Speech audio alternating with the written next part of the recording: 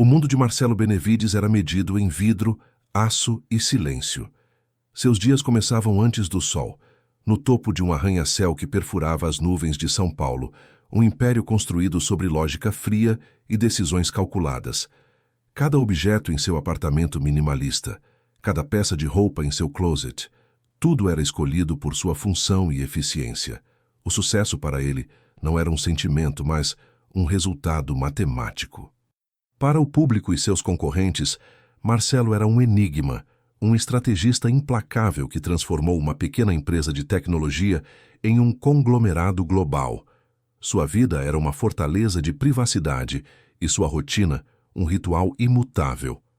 Ele acreditava que o controle sobre os pequenos detalhes era o que garantia o domínio sobre os grandes eventos, uma filosofia que aplicava tanto aos negócios quanto à sua existência solitária e previsível. Neste vídeo, vamos explorar a história de como uma única observação, um evento aparentemente insignificante, foi capaz de abalar os alicerces deste mundo perfeitamente controlado.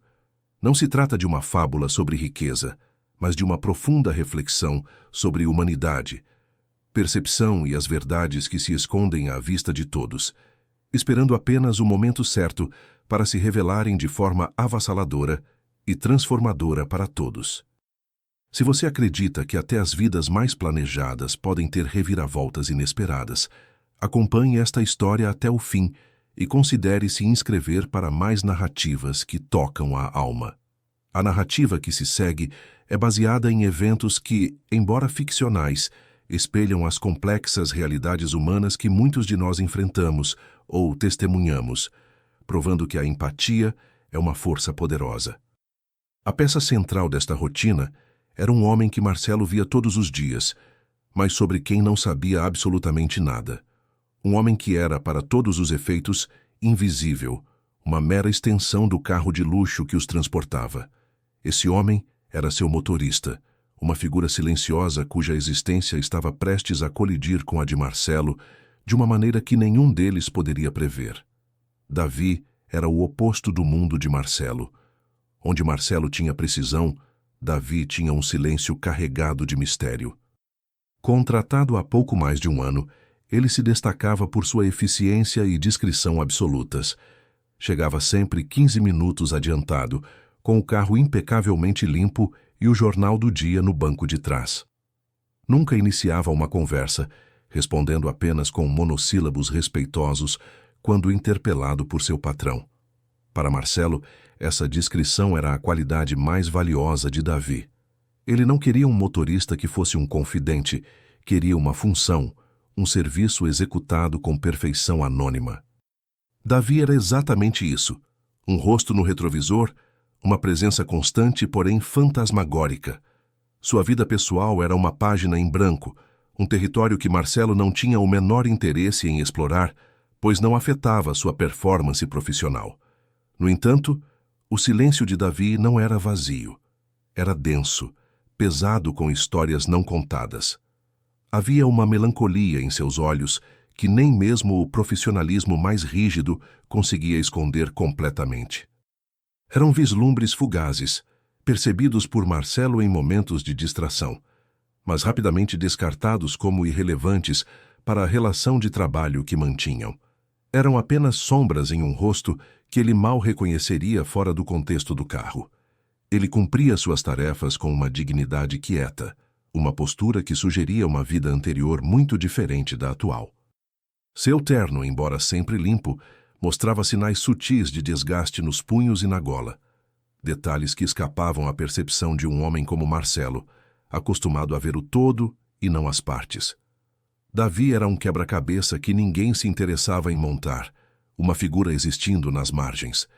Mas a constância da presença de Davi, dia após dia, começou a criar um padrão na mente de Marcelo.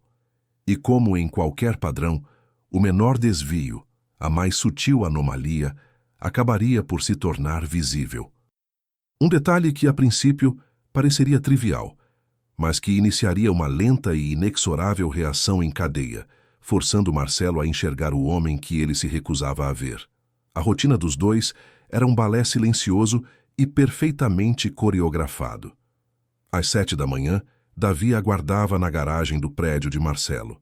O trajeto até o escritório era sempre o mesmo, um percurso otimizado para evitar o trânsito, onde o único som era o da rádio de notícias, sintonizada em volume baixo. Marcelo trabalhava no tablet, enquanto Davi navegava pelas ruas com uma concentração inabalável, quase como um autômato. Durante o dia, Davi esperava, às vezes por horas, em um estacionamento subterrâneo ou em uma rua discreta perto do local da reunião de Marcelo. Ele nunca reclamava do tempo de espera, nunca parecia entediado. Apenas esperava com a mesma paciência e silêncio que definia toda a sua interação com o patrão. Era uma existência de pausas e movimentos, ditada inteiramente pela agenda de outro homem. As viagens de volta no final do dia eram ainda mais silenciosas. O cansaço de Marcelo preenchia o espaço, e Davi parecia sentir isso, tornando-se ainda mais discreto, quase se fundindo com as sombras do interior do veículo. Deixava Marcelo no prédio e partia, desaparecendo na noite para recomeçar o mesmo ciclo no dia seguinte. Era uma relação profissional em sua forma mais pura e desprovida de qualquer calor humano. Essa previsibilidade era o que Marcelo valorizava. Ele pagava por pontualidade, segurança e, acima de tudo, pela ausência de complicações. Davi não trazia problemas, não tinha dramas pessoais que interferissem em seu trabalho. Ele era confiável, eficiente e, o mais importante, invisível. A relação deles não era de chefe e funcionário, mas de cliente e provedor de um serviço de alta qualidade, sem qualquer tipo de vínculo emocional. Contudo, a repetição exaustiva de qualquer rotina torna o cérebro humano um especialista em detectar anomalias. Mesmo a mente de Marcelo, focada em lucros e estratégias, não estava imune a esse mecanismo primitivo. Um pequeno detalhe, uma quebra mínima na coreografia diária, estava prestes a capturar sua atenção, um ponto fora da curva que sua mente analítica não conseguiria simplesmente ignorar ou descartar. A anomalia surgiu em uma terça-feira chuvosa. A agenda de Marcelo havia sido alterada de última hora, forçando-o a sair mais tarde de uma reunião em um restaurante de luxo onde havia almoçado com investidores estrangeiros. Enquanto caminhava em direção ao carro, ele notou que Davi não estava no assento do motorista como de costume. Estava do lado de fora, de costas, perto de uma lixeira de serviço do restaurante. A princípio, Marcelo pensou que ele estivesse apenas esticando as pernas ou talvez fumando, embora nunca o tivesse visto com um cigarro. No entanto, a postura de Davi era estranha. Ele estava curvado, seus movimentos eram rápidos e furtivos, quase envergonhados. Uma sensação de estranheza percorreu Marcelo, uma dissonância que quebrou a monotonia da tarde. Ele parou por um instante, observando a distância, protegido pela escuridão que começava a cair. Foi então que ele viu. Davi abriu a tampa da lixeira, retirou uma pequena embalagem de papelão que os funcionários do restaurante usavam para descartar sobras de comida e, rapidamente, olhou para os lados. Seu rosto, iluminado brevemente pela luz de um poste, carregava uma expressão de urgência e necessidade. Marcelo sentiu um calafrio, uma mistura de repulsa e confusão. O que seu motorista, um homem impecavelmente profissional, estaria fazendo? Davi então se afastou da lixeira, segurando a embalagem com cuidado, como se contivesse algo precioso. Ele caminhou para a parte de trás de um pilar de concreto, fora do alcance das câmeras de segurança, e Marcelo perdeu o contato visual por alguns segundos. A cena toda não durou mais que 1 minuto, mas, para Marcelo, pareceu uma eternidade. Uma imagem que se gravou em sua mente com uma clareza desconcertante. Quando Davi retornou para o carro, sua compostura estava perfeitamente restaurada. Ele abriu a porta para Marcelo com o mesmo respeito de sempre. Seu rosto uma máscara de neutralidade profissional. Mas Marcelo agora via algo diferente. Ele via a imagem do homem curvado sobre o lixo, um segredo sombrio que agora pairava no ar denso e silencioso do carro de luxo, transformando a rotina familiar em algo tenso e desconhecido. Durante o trajeto de volta para casa, o silêncio no carro, antes um símbolo de profissionalismo, tornou-se pesado e opressor. Marcelo tentava se concentrar em seus e-mails, mas sua mente retornava insistentemente à imagem de Davi junto à lixeira. Cada detalhe da cena era revivido com uma nitidez perturbadora. A maneira furtiva como ele olhou ao redor, a expressão em seu rosto, a embalagem de papelão em suas mãos. Uma série de perguntas começou a se formar em sua cabeça. Por que um homem com um emprego estável e um salário que ele considerava justo estaria fazendo algo assim? Seria um problema com drogas? Uma compulsão estranha? Ou algo muito mais desesperador? Cada possibilidade parecia mais sombria que a anterior, e a falta de respostas criava um vácuo de incerteza que Marcelo, um homem de fatos e dados, detestava. Ele olhou para o rosto de Davi no retrovisor. A mesma expressão calma e controlada de sempre. Como alguém podia esconder um segredo tão grande por trás de uma máscara tão impenetrável? Pela primeira vez, Marcelo percebeu que não conhecia absolutamente nada sobre o homem a quem confiava sua segurança todos os dias. Davi não era apenas um motorista. Era um ser humano com uma vida e problemas que ele nunca havia considerado. Essa percepção o incomodou profundamente. Ele sempre se orgulhou de sua capacidade de ler as pessoas, de entender suas motivações para fechar negócios. Mas ali estava Davi, uma incógnita completa, operando bem debaixo de seu nariz. A semente da dúvida havia sido plantada, e ela começou a germinar, crescendo em uma mistura de desconfiança, curiosidade e uma pontada de algo que ele não sentia há muito tempo: preocupação. Marcelo chegou em seu apartamento, mas a sensação de normalidade havia se dissipado. O silêncio de sua cobertura, que antes lhe trazia paz, agora parecia amplificar suas perguntas. A imagem de Davi era um fantasma que o assombrava. Ele sabia que não poderia simplesmente ignorar o que viu. A rotina havia sido quebrada e, com ela, a barreira que ele construiu entre seu mundo e o das pessoas ao seu redor. 2 semanas se passaram. Marcelo tentou racionalizar o que viu, classificando o incidente como um evento isolado, uma anomalia que não se repetiria. Ele se forçou a voltar à normalidade, a ver Davi apenas como o motorista eficiente de sempre. No entanto, a semente da dúvida já havia criado raízes profundas. Ele começou a observar Davi com mais atenção, procurando por qualquer outro sinal de que algo estava errado em sua vida. A oportunidade de confirmar suas suspeitas veio em uma noite de gala, um evento de caridade anual que Marcelo frequentava mais por obrigação do que por prazer. A festa se estendeu até tarde e o buffet era extravagante, com montanhas de comida fina que seriam descartadas ao final da noite. Enquanto saía do salão por volta da 1 da manhã, Marcelo sentiu um pressentimento, uma intuição de que algo aconteceria. Em vez de ir diretamente para o carro, ele deu a volta pelo lado de fora do salão de festas, usando as sombras das colunas de mármore para se ocultar. E então ele o viu novamente. Davi estava perto da área de serviço, onde os funcionários do buffet empilhavam as bandejas de comida que sobravam. Ele esperou pacientemente até que a área ficasse vazia, seu corpo tenso e alerta. Com os mesmos movimentos rápidos e furtivos que Marcelo observara semanas antes, Davi se aproximou das bandejas. Ele tirou de seu bolso alguns recipientes de plástico e começou a enchê-los com os restos do banquete. Pedaços de salmão, aspargos, mini-quiches. Ele não comia ali.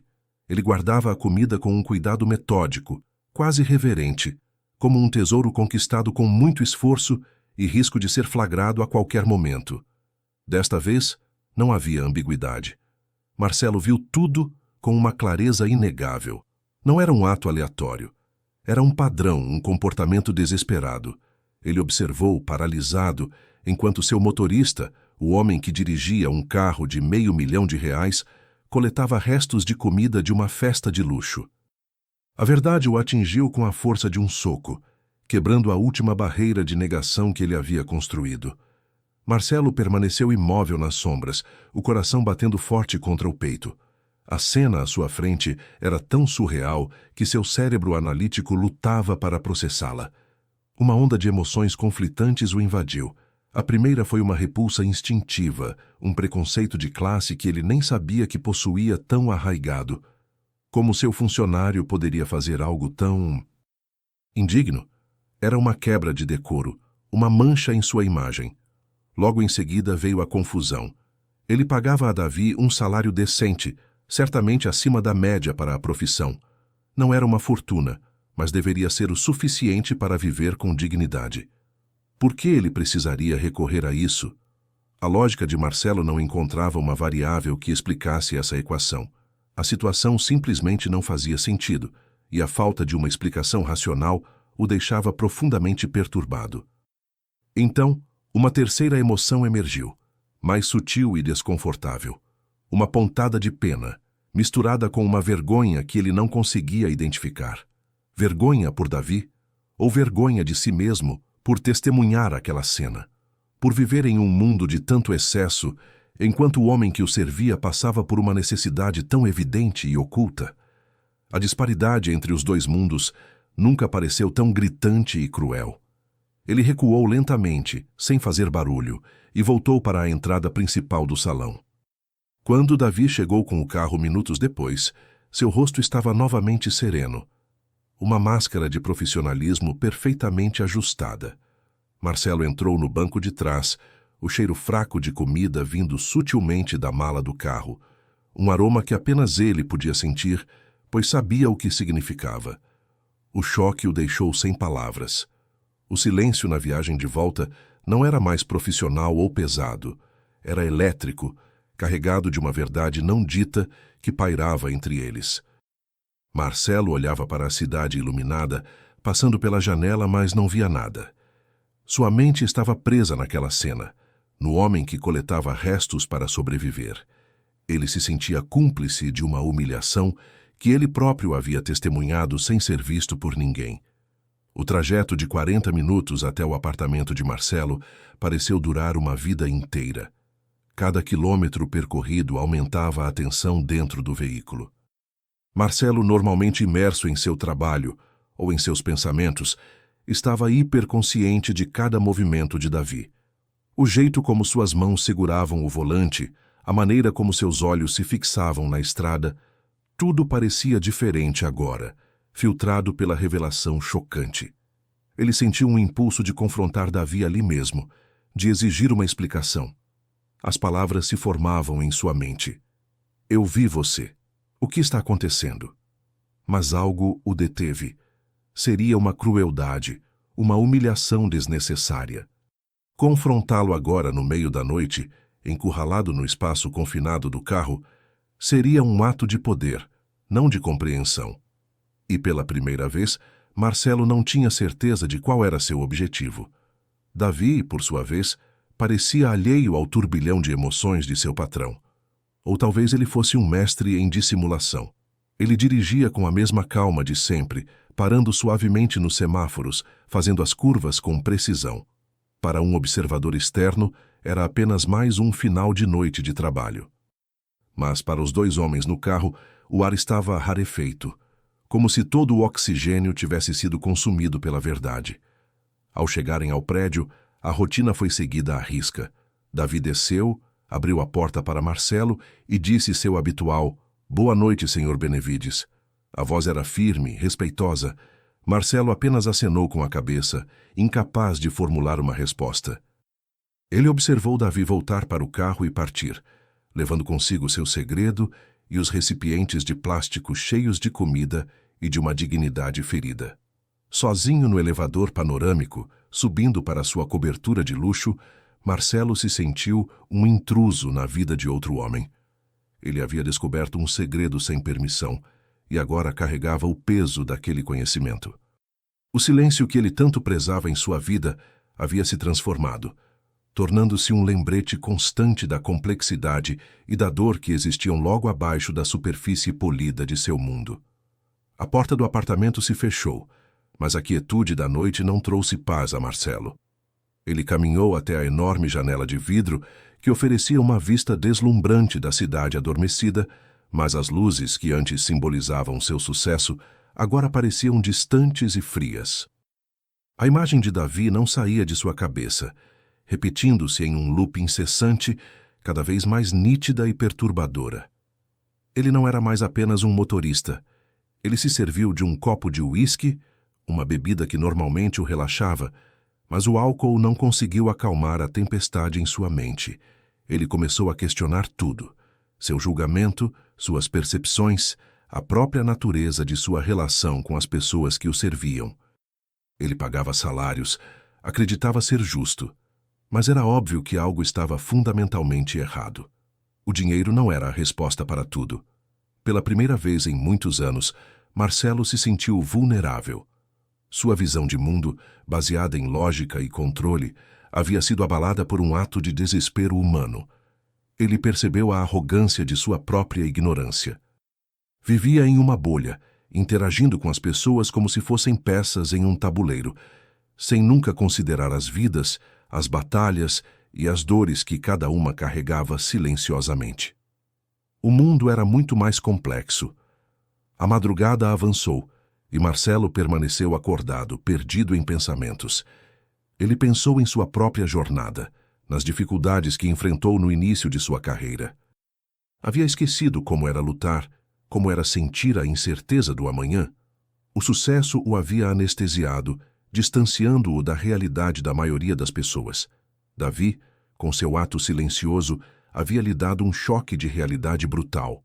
Ao ver os primeiros raios de sol pintando o céu, Marcelo soube que não poderia voltar a ser como antes. Ignorar o que viu seria o mesmo que admitir sua própria falência como ser humano. Ele não sabia o que faria, nem como abordaria a situação, mas uma decisão havia sido tomada nas horas silenciosas daquela longa noite. Ele não demitiria Davi. Pelo contrário, ele precisava entender. A indiferença não era mais uma opção. Na manhã seguinte, quando Davi chegou pontualmente às 7, Marcelo o observou pelo sistema de câmeras da garagem. O mesmo homem, a mesma postura profissional. Mas para Marcelo, tudo havia mudado. A tentação de demiti-lo, de simplesmente eliminar o problema e a sensação desconfortável de sua vida, havia desaparecido durante a noite. Essa seria a solução fácil, a abordagem corporativa para um problema humano, e ele sabia que seria errada. A demissão de Davi não resolveria o problema dele, apenas o transferiria para outro lugar, longe de sua vista e de sua consciência. Seria um ato de covardia, uma forma de preservar sua bolha de conforto. Marcelo decidiu que precisava fazer o oposto. Precisava se aproximar do problema, entender suas raízes, mesmo que isso o forçasse a sair de sua zona de conforto e a confrontar verdades inconvenientes sobre o mundo e sobre si mesmo. Sua primeira decisão foi, portanto, a de não fazer nada, pelo menos por enquanto. Nenhuma confrontação, nenhuma pergunta direta. Ele agiria como se nada tivesse acontecido, mantendo a rotina intacta. Qualquer mudança abrupta em seu comportamento poderia assustar Davi, fazendo-o se fechar ainda mais. A investigação precisaria ser sutil, uma coleta de dados cuidadosa, assim como ele faria antes de uma grande aquisição empresarial. Ele entrou no carro naquela manhã com uma nova perspectiva. O silêncio não era mais opressor, mas sim um campo a ser estudado. Ele estava em uma missão de reconhecimento, tentando decifrar o código por trás da fachada de Davi. Pela primeira vez, a vida de seu motorista se tornou um quebra-cabeça que sua mente analítica estava determinada a resolver, não por negócio, mas por uma necessidade recém-descoberta de compreensão. Este era um território completamente novo para Marcelo. Ele estava acostumado a lidar com balanços financeiros, projeções de mercado e contratos. Lidar com a complexidade da dignidade humana, com a pobreza escondida e o desespero silencioso, era um desafio para o qual ele não estava preparado. Mas a decisão estava tomada. Ele iria descobrir a verdade, não importava o quão desconfortável ela fosse. A investigação havia começado. Com sua nova missão em mente, Marcelo começou a observar. Ele transformou sua rotina diária em um exercício de coleta de informações. Cada detalhe, antes ignorado, agora se tornava uma pista em potencial. Ele notou pela primeira vez que os sapatos de Davi, embora sempre engraxados, tinham a sola visivelmente gasta nas bordas. Um detalhe pequeno, mas que indicavam um uso prolongado e a impossibilidade de substituí-los por novos. Ele também passou a prestar atenção às raras vezes em que Davi falava. Certa vez, ao passar por uma farmácia, Marcelo ouviu Davi suspirar baixinho, um som quase imperceptível. Outra vez, durante uma ligação pessoal que Davi atendeu pensando que Marcelo estava distraído, ele o ouviu dizer com uma voz cansada: "Eu sei, querida. Vamos dar um jeito. Sempre damos." A conversa foi curta, mas revelou um peso que ele carregava. A observação mais significativa veio durante a hora do almoço. Marcelo costumava almoçar em restaurantes ou em seu escritório. Davi, ele presumiu, comia em algum lugar próximo. Um dia, Marcelo voltou ao carro mais cedo do que o esperado e encontrou Davi no banco do motorista, comendo de uma marmita simples. Era arroz, feijão e um ovo, uma refeição humilde, mas nutritiva. A questão era, por que pegar restos se ele tinha sua própria comida? Isso o levou a uma nova teoria. Talvez a comida que Davi levava não fosse para ele. Talvez ele estivesse alimentando mais alguém. A ideia de que o desespero de Davi não era apenas por si mesmo, mas por sua família, adicionou uma nova camada de complexidade à situação. O sacrifício de coletar sobras ganhava um novo significado, transformando-se de um ato de necessidade pessoal para um ato de amor e responsabilidade. Cada uma dessas pequenas pistas era como uma peça de um quebra-cabeça. Sozinhas não significavam muito, mas juntas começavam a pintar um quadro de um homem lutando silenciosamente contra dificuldades financeiras severas. Um homem que mantinha uma fachada de profissionalismo impecável enquanto sua vida pessoal desmoronava. Marcelo sentia que estava se aproximando da verdade, mas as peças mais importantes ainda faltavam. Marcelo decidiu que a observação passiva não era mais suficiente. Ele precisava de mais informações, mas a abordagem direta ainda parecia arriscada. Então, ele planejou uma conversa casual, algo que parecesse natural, para tentar extrair algumas respostas. Em uma tarde de trânsito lento, ele quebrou o protocolo de silêncio que havia mantido por mais de um ano e iniciou uma conversa com seu motorista. "O trânsito está terrível hoje, Davi", começou Marcelo com um tom neutro. "Faz a gente pensar em como seria bom já estar em casa com a família." Ele deixou a palavra família pairando no ar, uma isca sutil. Davi, surpreso pela iniciativa do patrão, demorou um segundo para responder. "Sim, senhor, a família é o mais importante", ele disse, sua voz mantendo o tom respeitoso de sempre, mas sem oferecer mais detalhes. Marcelo insistiu, tentando outra abordagem. "Você tem filhos, Davi?" A pergunta era direta, mas feita em um tom de curiosidade amigável. Davi hesitou novamente. "Tenho uma filha, senhor, a pequena Júlia." Pela primeira vez, Marcelo notou um brilho diferente nos olhos de Davi ao mencionar o nome da filha. Um vislumbre de orgulho e amor que quebrou momentaneamente sua máscara de indiferença. "E sua esposa? Ela trabalha?" continuou Marcelo, sentindo que estava se aproximando de algo importante. A mudança na expressão de Davi foi imediata. O brilho desapareceu, substituído por uma sombra de preocupação. "Minha esposa, ela não está muito bem de saúde, senhor. Ela fica em casa, cuidando da Júlia." A resposta foi curta, evasiva, e o tom de voz de Davi deixou claro que aquele era um assunto doloroso. Marcelo entendeu que havia atingido um nervo. Ele não pressionou mais, recuando para o silêncio. Mas a conversa, embora breve, havia lhe dado uma peça crucial do quebra-cabeça. Uma esposa doente. Isso poderia explicar tudo. As despesas médicas, a necessidade de economizar em comida, o desespero. A imagem de Davi estava se tornando mais clara, e com ela, a dimensão de sua luta silenciosa e diária. A revelação sobre a esposa doente de Davi mudou o cálculo de Marcelo. A situação era mais delicada e complexa do que ele imaginava. Suas observações e conversas disfarçadas só podiam ir até certo ponto. Para entender a real extensão do problema, e mais importante, para saber como ajudar de forma eficaz, ele precisava de informações concretas. Foi então que ele tomou uma decisão que o deixou profundamente desconfortável. Ele decidiu contratar um investigador particular. A ideia o enojava. Invadir a privacidade de um homem que já estava sofrendo parecia uma violação terrível. Ele se sentia como um espião, um intruso. No entanto, sua mente lógica argumentava que essa era a única maneira de obter um quadro completo sem alertar Davi e potencialmente humilhá-lo ou ofendê-lo com perguntas diretas sobre sua situação financeira e pessoal.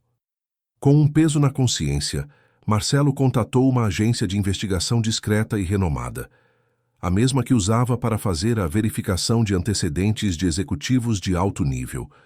Ele explicou a situação de forma vaga, omitindo sua relação com Davi, dizendo apenas que se tratava de uma investigação para uma obra de caridade anônima. Ele pediu um relatório completo sobre a vida de Davi, focando em sua situação financeira e na saúde de sua esposa. Aguardar o relatório foi uma experiência angustiante para Marcelo.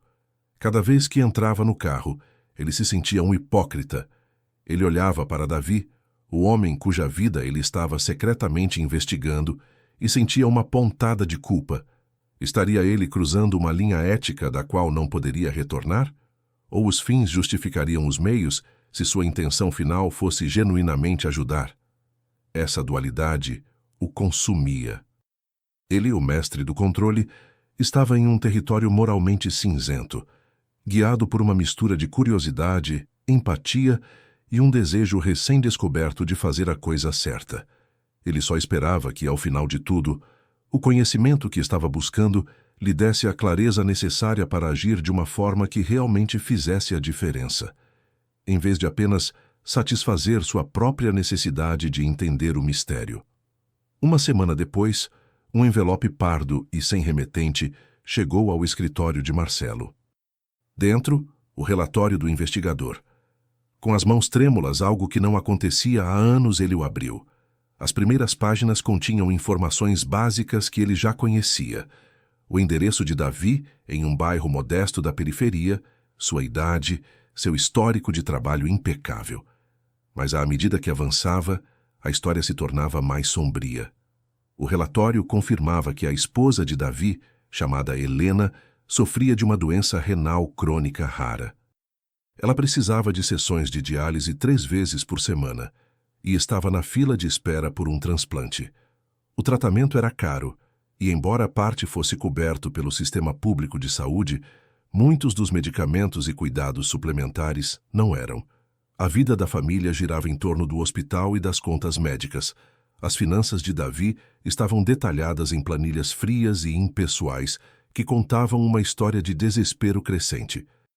Seu salário, que Marcelo considerava justo, era quase inteiramente consumido pelo aluguel e pelas despesas médicas. Havia uma lista de empréstimos contraídos em financeiras com juros altíssimos. Davi estava afundado em dívidas, tentando manter a cabeça fora d'água em um mar de obrigações financeiras.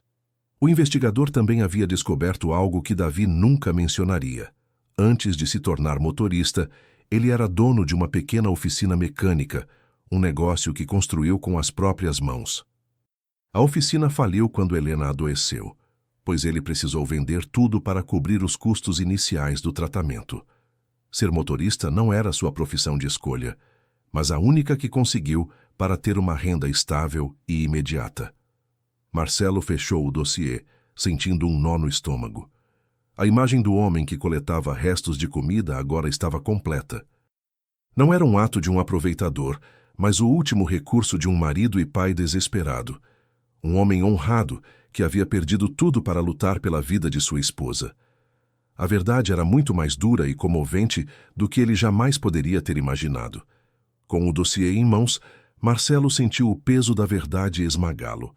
Cada planilha de dívidas, cada relatório médico era um golpe em sua percepção da realidade.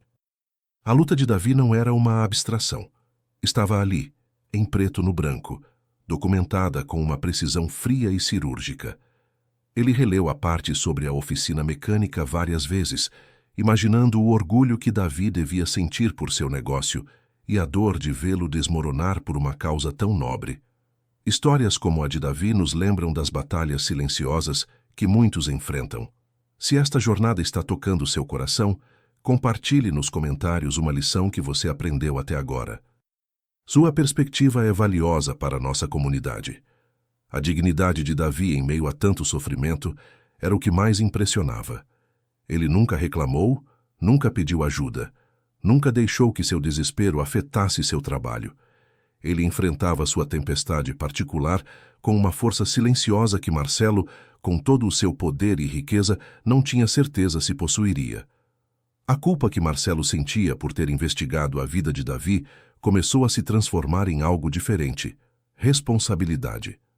Ele agora detinha um conhecimento que o tornava cúmplice da situação, de certa forma.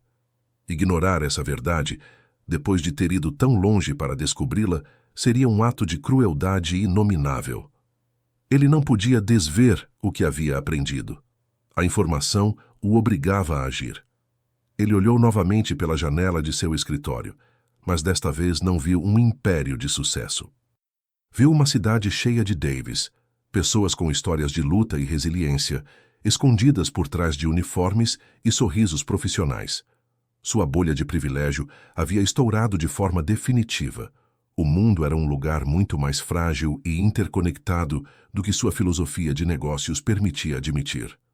A questão agora não era mais o que está acontecendo com Davi, mas sim o que eu, Marcelo Benevides, farei a respeito. A verdade doía, mas também era um catalisador. Ela o forçava a sair de sua passividade e a tomar uma posição. A fase de investigação havia terminado.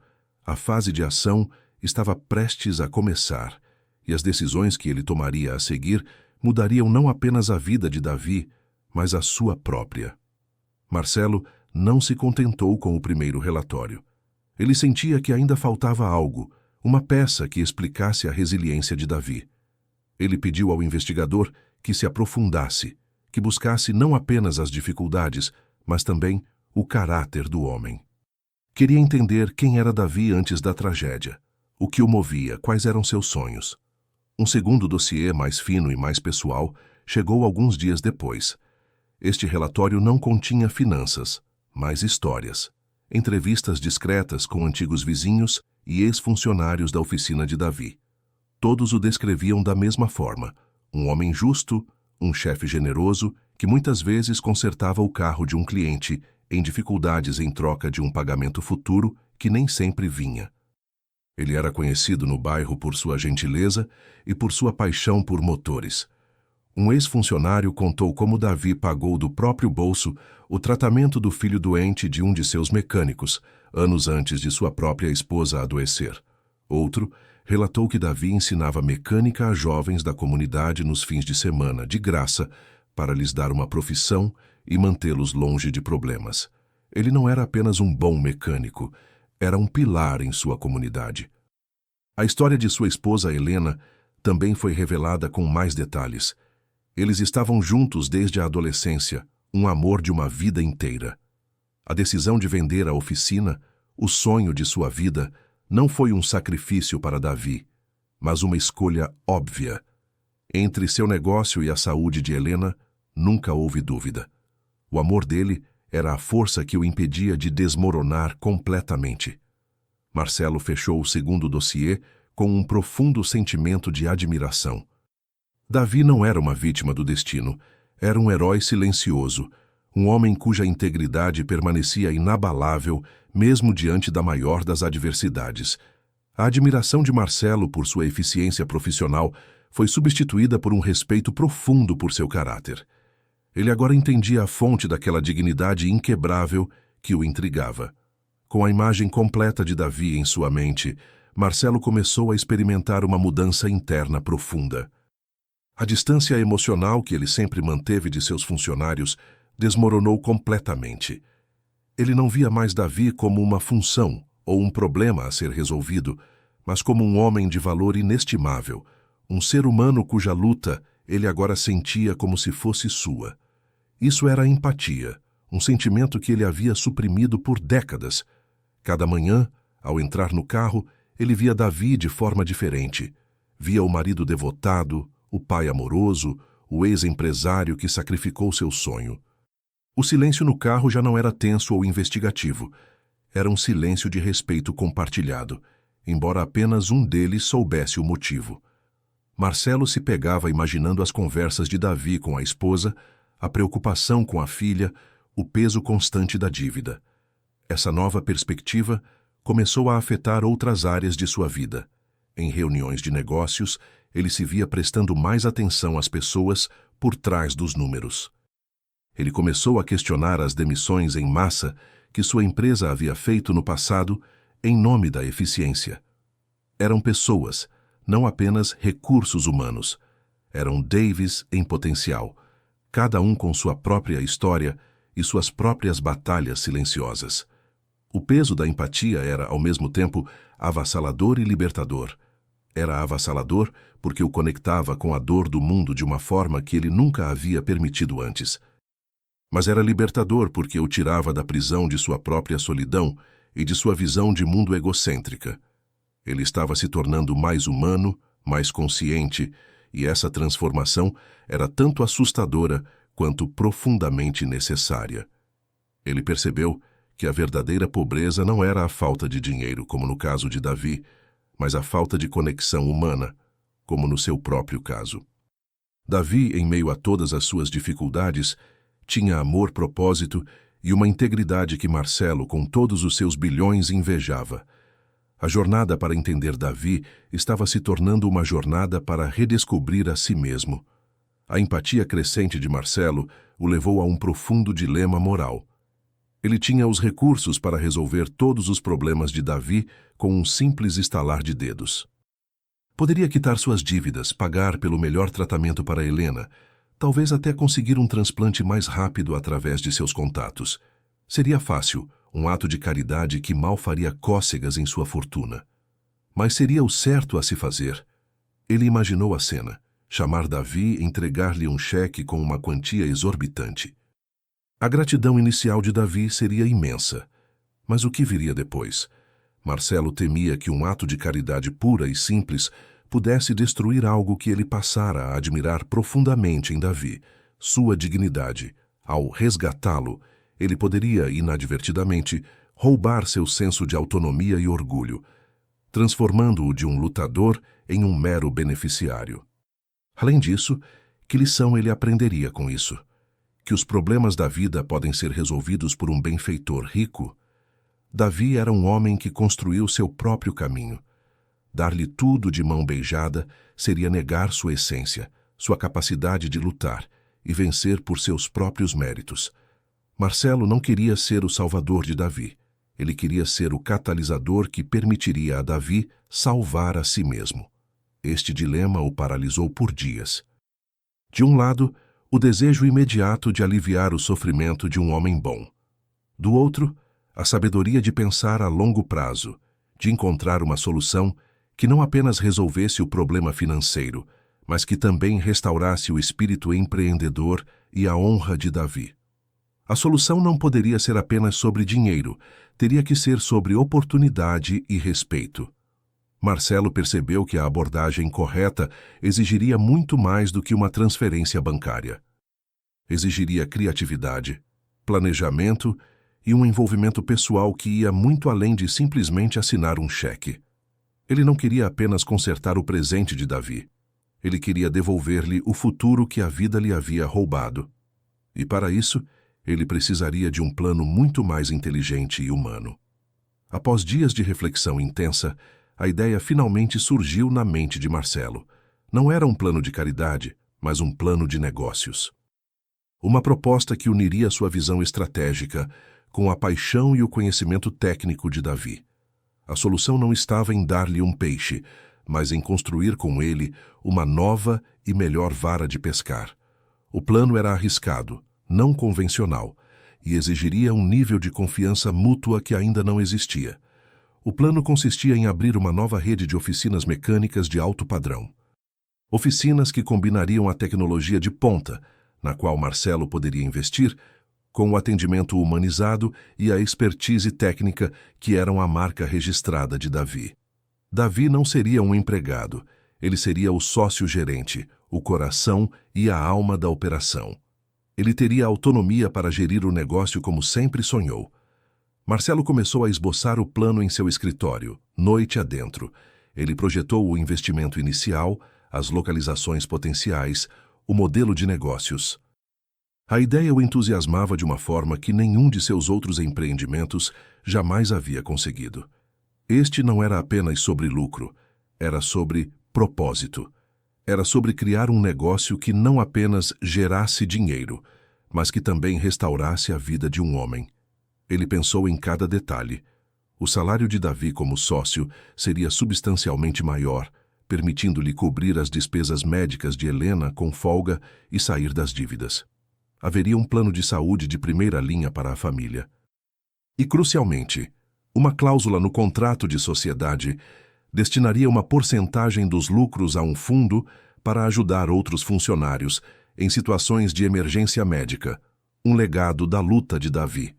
O plano estava pronto, no papel. Era ousado, e para qualquer outro empresário pareceria uma loucura investir em um motorista com base em uma investigação secreta. Mas para Marcelo, fazia todo o sentido do mundo. Ele não estava investindo em um funcionário. Estava investindo em um homem de caráter inabalável, em um empreendedor nato que só precisava de uma segunda chance. Agora, vinha a parte mais difícil, apresentar o plano a Davi. Com o plano de negócios solidificado, Marcelo iniciou uma fase de preparação silenciosa. Ele sabia que, para convencer Davi, precisaria de mais do que apenas palavras e promessas. Precisaria de ações concretas que demonstrassem a seriedade de sua proposta. Ele começou a usar sua vasta rede de contatos para preparar o terreno, tudo sem que Davi soubesse de nada, agindo nas sombras.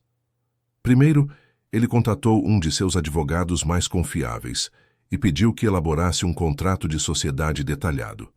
O contrato deixava claro que Davi seria um sócio minoritário no papel, mas com controle total sobre as operações diárias e com um caminho claro para aumentar sua participação com base no sucesso do negócio. Era um documento justo, projetado para empoderar, não para controlar. Em seguida, ele usou seus contatos no setor imobiliário para identificar 3 possíveis locais para a primeira oficina. Eram galpões amplos, em áreas nobres, que poderiam ser reformados para se tornarem oficinas modelo. Ele até mesmo contatou um arquiteto para criar os primeiros esboços do projeto, imaginando um ambiente limpo, moderno e acolhedor, muito diferente das oficinas tradicionais. A parte mais delicada foi a questão da saúde de Helena. Marcelo conversou de forma anônima com um dos melhores nefrologistas do país, um médico que dirigia um hospital de ponta. Ele apresentou o caso de Helena como hipotético, entendendo as opções de tratamento mais avançadas e as possibilidades de acelerar a busca por um transplante através da rede privada. Ele queria ter todas as respostas quando falasse com Davi. Cada passo era calculado para remover qualquer obstáculo que Davi pudesse enxergar. Marcelo queria apresentar não apenas um sonho, mas um plano tangível, com fundações sólidas já estabelecidas. Ele estava construindo uma ponte para Davi, uma ponte que o levaria de sua situação desesperadora para um futuro de esperança e estabilidade. A preparação estava completa. Faltava apenas o momento certo para revelar tudo. O dia escolhido para a revelação foi uma sexta-feira. Marcelo queria que Davi tivesse o fim de semana para processar tudo, sem a pressão do trabalho no dia seguinte. Durante toda a semana, Marcelo sentiu uma ansiedade que não era familiar para ele. Ele estava prestes a intervir na vida de um homem de uma forma drástica e irreversível. A incerteza sobre a reação de Davi o consumia, mas ele sabia que não podia mais recuar. Ao final do expediente, enquanto Davi o levava para casa, Marcelo manteve a compostura. Ele agiu normalmente, discutindo trivialidades sobre o trânsito e o tempo. Mas por dentro, seu coração batia acelerado. Ele esperou até que o carro parasse em frente ao seu prédio, o momento em que a jornada de trabalho normalmente terminaria e seus caminhos se separariam até a manhã de segunda-feira. Em vez de sair do carro, Marcelo se virou no banco e olhou diretamente para Davi. "Davi", ele disse, sua voz calma, mas carregada de uma seriedade incomum. Eu gostaria de ter uma conversa com você, não aqui, no meu escritório.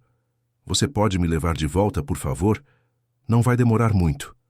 A formalidade e o local do pedido eram completamente fora do comum e pegaram Davi de surpresa. A expressão de Davi mudou instantaneamente. Surpresa deu lugar à apreensão e, em seguida, a uma resignação sombria. Seus ombros caíram ligeiramente. Em sua mente, só havia uma razão para um convite como aquele no final de uma sexta-feira: demissão. Ele provavelmente havia sido descoberto. Aquele erro, aquele momento de desespero ao pegar a comida, finalmente o havia alcançado. Ele apenas assentiu, a voz falhando. Sim, senhor. O trajeto de volta ao escritório foi o mais silencioso de todos. A tensão era quase palpável. Marcelo podia sentir o medo emanando de Davi, e isso partia seu coração. Ele queria dizer que estava tudo bem, mas sabia que qualquer palavra agora seria vazia. A verdade precisava ser dita no ambiente certo. No elevador subindo para a sala de reuniões, Davi olhava para o chão preparando-se para o pior. A sala de reuniões de Marcelo era um lugar intimidante. Uma longa mesa de mogno polido, cadeiras de couro e uma parede de vidro com vista para toda a cidade. Era um lugar onde fortunas eram feitas e perdidas, onde carreiras eram lançadas ou encerradas. Para Davi, entrar naquela sala parecia como caminhar para o cadafalso. Ele nunca havia estado ali, sempre esperando do lado de fora, no mundo dos motoristas e assistentes. Marcelo indicou uma cadeira para Davi, não na extremidade oposta da mesa, como faria com um adversário, mas ao seu lado, um gesto sutil para diminuir a hierarquia.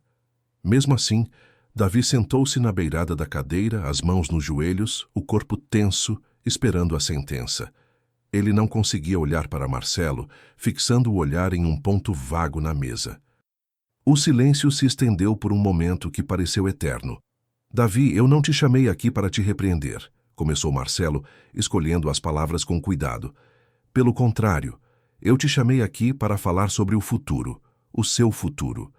Davi ergueu os olhos, uma expressão de confusão substituindo o medo.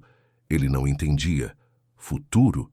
Que futuro ele poderia ter ali, se não a demissão iminente que tanto temia? A fala de Marcelo não fazia sentido. Marcelo respirou fundo. Era a hora. Ele empurrou uma pasta sobre a mesa na direção de Davi. Não era uma carta de demissão. Era o plano de negócios detalhado, com os esboços do arquiteto e o contrato de sociedade. Eu sei de tudo, Davi, disse Marcelo suavemente. Eu sei sobre a Helena, sobre as dívidas, sobre a sua antiga oficina. E eu sei o tipo de homem que você é. Um homem bom, um homem honrado. O mundo de Davi parou. O choque da revelação foi tão grande que ele não conseguiu reagir. Como ele poderia saber? Todas as suas defesas, toda a sua fachada cuidadosamente construída, haviam desmoronado em um único instante. Uma mistura de vergonha, medo e uma centelha de esperança lutavam dentro dele. Ele olhou para Marcelo e, pela primeira vez, viu não o seu chefe, mas um homem que parecia conhecê-lo de verdade. Abra a pasta, Davi, disse Marcelo com a voz firme, mas gentil. Com as mãos trêmulas, Davi abriu o dossiê. Seus olhos passaram pelos projetos arquitetônicos, pelas projeções financeiras e finalmente pousaram no contrato de sociedade. Ele leu seu próprio nome ao lado do de Marcelo Benevides. As palavras sócio-gerente saltaram da página. Era impossível. Ele devia estar sonhando ou entendendo tudo errado. Marcelo começou a explicar o plano em detalhes. Falou sobre a rede de oficinas, sobre o investimento que faria, sobre o papel central que Davi teria em toda a operação. Ele não falou com a arrogância de um milionário oferecendo esmolas, mas com a paixão de um empreendedor apresentando um projeto promissor a um parceiro de negócios valioso. Ele enfatizou que precisava da experiência e do caráter de Davi para que o projeto fosse um sucesso. Isso não é caridade, Davi, Marcelo continuou, antecipando a desconfiança de seu motorista. Isso é um investimento. Eu estou investindo em você. No seu talento, na sua paixão por mecânica e, acima de tudo, na sua integridade. Eu acredito que juntos podemos construir o melhor serviço de reparo automotivo do país. Um negócio lucrativo e, ao mesmo tempo, justo com seus funcionários e clientes. Ele então abordou a questão de Helena. O contrato inclui um salário e participação nos lucros que permitirão que você pague as dívidas e dê a Helena o melhor tratamento possível. Eu já consultei um especialista. Há opções que podemos explorar imediatamente. Sua família terá o melhor plano de saúde que o dinheiro pode comprar. A voz de Marcelo era cheia de uma convicção sincera que não deixava espaço para dúvidas. Davi ouvia tudo em um estado de torpor. Cada palavra de Marcelo era como uma onda, derrubando os muros de desespero que ele havia construído ao seu redor. A proposta era tão grandiosa, tão além de qualquer coisa que ele poderia ter imaginado, que seu cérebro se recusava a aceitá-la como real. Ele olhou para Marcelo, procurando por algum sinal de que aquilo era uma piada cruel, mas encontrou apenas seriedade e expectativa. Por um longo tempo, Davi não disse nada. Ele apenas olhava para os papéis, depois para Marcelo e de volta para os papéis. Sua mente estava em um turbilhão. A primeira reação foi de profunda desconfiança. Ninguém fazia algo assim. Tinha que haver uma pegadinha, uma cláusula escondida, um preço a pagar que não estava no contrato. Pessoas como Marcelo Benevides não ajudavam pessoas como ele sem um motivo oculto. Ele finalmente encontrou sua voz, que saiu rouca e fraca. Por quê? Ele perguntou. A única palavra que conseguiu formular. Por que o senhor está fazendo isso? Não era uma pergunta sobre os detalhes do negócio, mas uma pergunta fundamental sobre a natureza humana. Ele precisava entender a motivação por trás daquele ato de generosidade inacreditável, quase divino, que estava sendo colocado diante de seus olhos. Marcelo se recostou na cadeira e, pela primeira vez, permitiu que um sorriso genuíno aparecesse em seu rosto. Porque você me ensinou algo, Davi. Algo que eu havia esquecido há muito tempo. Você me lembrou o que significa ter dignidade, caráter e lutar pelo que realmente importa. Eu não estou fazendo isso apenas por você. Estou fazendo isso por mim também. Este projeto tem um propósito que meu dinheiro sozinho não pode comprar. A sinceridade na voz de Marcelo finalmente quebrou a barreira de desconfiança de Davi. A verdade daquelas palavras o atingiu com força e a emoção que ele reprimiu por tanto tempo veio à tona. Seus olhos se encheram de lágrimas. Não eram lágrimas de tristeza ou vergonha, mas de um alívio tão profundo e avassalador que seu corpo não conseguia mais contê-lo. Ele baixou a cabeça e chorou silenciosamente. Marcelo esperou com paciência, dando a Davi o espaço para processar aquele momento catártico. Ele sabia que aquelas lágrimas estavam lavando anos de dor, medo e humilhação silenciosa. Quando Davi finalmente ergueu a cabeça, seu rosto estava molhado, mas seus olhos tinham um brilho que Marcelo nunca tinha visto antes. O brilho da esperança redescoberta, a luz de um futuro que ele pensava ter perdido para sempre. Quando as emoções de Davi se acalmaram, Marcelo sabia que era o momento de apresentar o elemento final de seu plano. Havia uma condição, um único pedido que ele faria a Davi. Este não era um termo de negócio, mas uma cláusula moral, o verdadeiro coração de todo o projeto. Ele se inclinou para a frente, seu tom de voz sério, mas encorajador, capturando toda a atenção de seu futuro sócio. Davi, eu tenho apenas uma condição para tudo isso, começou Marcelo. Este negócio vai prosperar. Eu não tenho dúvidas. Você terá dinheiro suficiente para cuidar de sua família e viver confortavelmente pelo resto de sua vida. Mas a minha condição é que você nunca se esqueça de onde veio, que você nunca se esqueça da sensação de desespero que sentiu. Ele continuou detalhando sua visão. Eu quero que esta empresa se torne um farol de esperança. Parte do nosso acordo, como está no contrato, é a criação da Fundação Helena Benevides, que usará uma parte de nossos lucros para ajudar outras famílias que enfrentam crises médicas devastadoras. Você será o presidente dessa fundação, porque ninguém entenderá a dor delas melhor do que você. A condição não era um fardo, mas uma honra. Marcelo não estava pedindo a Davi para pagar uma dívida, mas para multiplicar a bondade que estava recebendo. Ele estava dando a Davi a chance de transformar sua própria dor em uma fonte de cura para os outros. Era uma forma de garantir que o legado de sua luta não fosse esquecido, mas sim transformado em uma força positiva e duradoura. Davi olhou para Marcelo, e desta vez não havia lágrimas, apenas uma profunda e solene compreensão. Ele entendeu que Marcelo não estava apenas lhe dando dinheiro ou um emprego, estava lhe dando uma missão, uma chance de dar um novo significado a todo o seu sofrimento. Ele estendeu a mão sobre a mesa, não a mão de um motorista para seu patrão, mas a de um parceiro para outro. "Eu aceito", disse ele, com a voz firme. "Eu aceito tudo." O aperto de mãos selou o acordo. Naquele momento, na sala de reuniões vazia, no topo da cidade, a relação entre Marcelo e Davi foi completamente redefinida.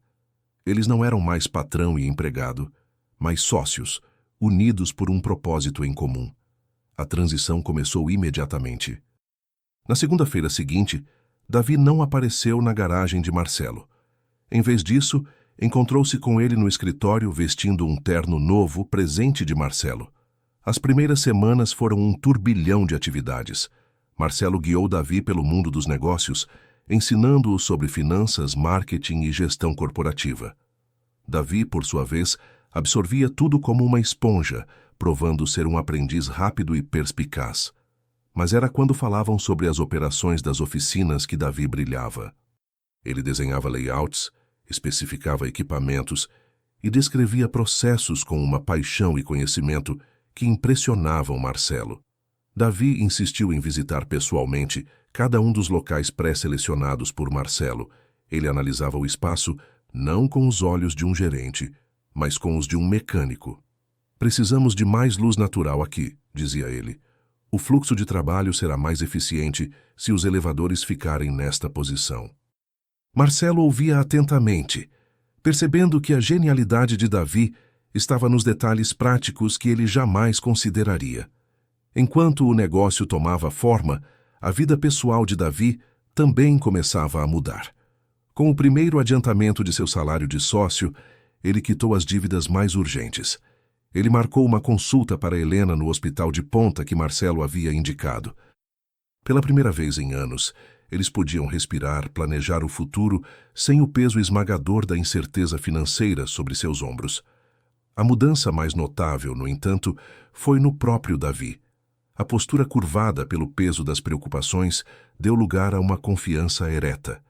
O silêncio melancólico foi substituído por uma voz firme e cheia de ideias. Ele estava se tornando o homem que sempre foi por dentro, o líder e empreendedor que a vida havia tentado sufocar. Marcelo observava essa transformação com um sentimento de orgulho paterno. 6 meses depois, a primeira oficina, Benevides Lima Motors, foi inaugurada. O nome, uma insistência de Marcelo, para que o mérito de Davi fosse reconhecido. Lima era seu sobrenome. O local era exatamente como Davi havia sonhado. Limpo, organizado, com equipamentos de última geração e uma área de espera confortável para os clientes. Mas o verdadeiro diferencial era a equipe que Davi havia montado. Ele fez questão de contratar mecânicos talentosos que estavam desempregados ou insatisfeitos em seus antigos empregos. Ele ofereceu salários justos, benefícios e, o mais importante, um ambiente de trabalho baseado em respeito e confiança. A cultura da empresa refletia o caráter de seu gerente. A excelência técnica era esperada, mas a integridade era obrigatória. O sucesso foi imediato e avassalador. Enquanto isso, a vida de Helena também se transformava. O novo tratamento estava fazendo efeito e sua saúde melhorava a cada semana. Ela conseguiu entrar na lista prioritária para um transplante, graças aos recursos e contatos que agora tinham. A alegria voltou à pequena família. Júlia, a filha, via o pai sorrir de uma forma que ela mal se lembrava, e a mãe ganhava mais força a cada dia. Marcelo, por sua vez, encontrou uma nova satisfação em sua vida. Ele passava menos tempo em seu conglomerado global e mais tempo visitando a oficina, conversando com Davi e os funcionários. Ele se viu genuinamente interessado nos desafios diários do negócio, na satisfação de um cliente, na solução de um problema mecânico complexo. Era um trabalho real, tangível, com um impacto humano visível. A transformação não foi apenas para Davi e sua família, foi para Marcelo também. Ele aprendeu que o verdadeiro poder de sua riqueza não estava na capacidade de acumular, mas na de transformar vidas. Ele se tornou mais acessível, mais humano. Seus outros executivos notaram a mudança. O enigma frio e calculista estava dando lugar a um líder visionário que se importava com pessoas, não apenas com lucros. Fiel à sua promessa, assim que a empresa se tornou lucrativa, Davi e Marcelo lançaram oficialmente a Fundação Helena Benevides. Davi, como presidente, mergulhou no trabalho com a mesma paixão que dedicava aos motores. Ele não queria apenas doar dinheiro, queria criar um sistema de apoio real para famílias que passavam pelo que ele passou. Ele sabia exatamente do que elas precisavam. A fundação não apenas ajudava com custos médicos, mas também oferecia suporte psicológico, assistência jurídica para lidar com planos de saúde e até mesmo ajuda com despesas básicas como aluguel e alimentação, para que as famílias pudessem se concentrar no que realmente importava: a saúde de seus entes queridos. Davi entrevistava pessoalmente muitas das famílias, compartilhando sua própria história e oferecendo esperança. A rede de oficinas continuou a crescer. Cada nova filial inaugurada significava mais lucros para o negócio e, consequentemente, mais recursos para a fundação. A história de Davi, que ele agora contava abertamente, tornou-se a alma da marca. Os clientes não iam a Benevides Lima Motors apenas pela qualidade do serviço, mas porque sabiam que seu dinheiro estava ajudando a financiar uma causa nobre. Marcelo observava tudo com um orgulho silencioso. Ele havia feito o investimento inicial, mas era Davi quem havia construído aquele legado de bondade. Davi se tornou uma figura respeitada na comunidade, um exemplo de como a adversidade pode ser transformada em força. Ele provou que um negócio pode ser, ao mesmo tempo, altamente lucrativo e profundamente humano, uma lição que muitas empresas esquecem. O legado deles estava sendo escrito, não em relatórios financeiros, mas nas vidas que estavam sendo salvas e transformadas pela fundação. Era um legado que iria muito além deles, uma onda de bondade, que começou com um ato de desespero em uma noite escura, mas que se transformou em um farol de luz para inúmeras pessoas. A verdadeira riqueza, ambos descobriram, era medida pelo impacto positivo que deixavam no mundo. Um ano após a inauguração da primeira oficina, Marcelo convidou Davi para jantar, não em um restaurante de luxo, mas em sua própria cobertura, um lugar que Davi só conhecia pela garagem. Quando Davi chegou, Marcelo o recebeu na porta, não com um aperto de mãos formal, mas com um abraço caloroso. A hierarquia entre eles havia desaparecido completamente, substituída por uma amizade genuína e profunda. Eles jantaram na varanda, com a cidade cintilando a seus pés. Conversaram por horas, não sobre negócios, mas sobre a vida. Davi falou com alegria sobre a recuperação de Helena, que havia recebido um transplante bem-sucedido 2 meses antes. Falou sobre os planos de Júlia para o futuro, sobre os funcionários da oficina, sobre as famílias que a fundação estava ajudando. Sua voz era cheia de gratidão e propósito. Marcelo, por sua vez, compartilhou suas próprias mudanças. Falou sobre como o projeto com Davi o inspirou a reestruturar suas outras empresas, implementando programas de apoio aos funcionários e investindo em projetos sociais. Ele admitiu que, por anos, esteve focado em construir um império, sem perceber que havia construído também uma prisão de solidão ao seu redor. Davi, sem saber, o havia libertado. Em um momento de silêncio, Davi olhou para Marcelo e disse: "Sabe, senhor Marcelo, eu costumava dirigir por estas ruas olhando para prédios como este e pensando em como nossas vidas eram diferentes. Eu nunca imaginei que estaria aqui como seu amigo." A emoção em sua voz era palpável. Ele não o chamava mais de senhor por obrigação, mas por um profundo e duradouro respeito. A distância entre nós nunca foi à altura deste prédio, Davi, respondeu Marcelo, olhando para o horizonte. Era a minha própria cegueira. Fui eu que aprendi a enxergar. Você não era o invisível, eu era o cego. Naquele momento, sob as estrelas, dois homens de mundos completamente diferentes celebraram não apenas o sucesso de um negócio, mas o triunfo da empatia, da amizade e da segunda chance que ambos deram um ao outro. A história de Marcelo e Davi não é apenas sobre um milionário que ajudou seu motorista. É uma narrativa que nos força a questionar nossas próprias percepções e o verdadeiro significado da riqueza. Marcelo possuía uma fortuna financeira, mas vivia em um estado de pobreza emocional, isolado em sua torre de vidro. Sua jornada nos mostra que a verdadeira prosperidade não reside no que acumulamos para nós mesmos, mas no que compartilhamos com os outros. Davi, por outro lado, enfrentava uma pobreza material extrema, mas possuía uma riqueza de caráter que o dinheiro não pode comprar: amor, integridade e uma resiliência inabalável. Sua história é um poderoso lembrete de que a dignidade humana não é definida pela conta bancária, mas pela força do espírito diante das adversidades. Ele nos ensina que, mesmo nas circunstâncias mais sombrias, a esperança e a honra podem prevalecer. Se esta jornada de empatia e transformação tocou seu coração, por favor, deixe um comentário compartilhando o que mais te marcou.